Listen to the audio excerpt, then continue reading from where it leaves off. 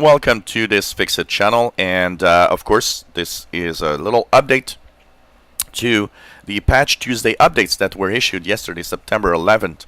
So I hadn't mentioned that my Windows 10 version was at 17.134.254.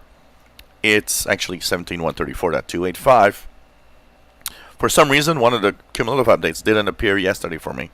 It appeared early this afternoon, so I don't know why. It happens sometimes that, Microsoft defers a little bit the updates to kind of ease the pressure on their servers. So basically, what is in here is very important. So of course, if you look at my Windows version, I'm on Windows 10 April 2018 update. 17.134.285 is where you should be if you're on the latest Windows 10 version.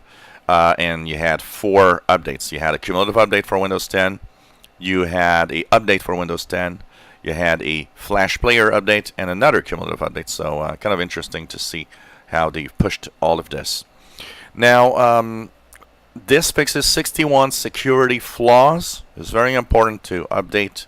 Very, very important to update your Windows machines on Windows 7, Windows 8.1, Windows 10. In there's actually, in the 61 patches, there's actually some zero-day flaws. So a lot of zero-day bugs exploited, 17 zero-day flaws. So it's very, very, very important because that means they're already being exploited by attackers. So make sure that you update your system for just to stay safe when you're on the web. If you enjoy my videos, please subscribe, give us thumbs up. Thank you for watching.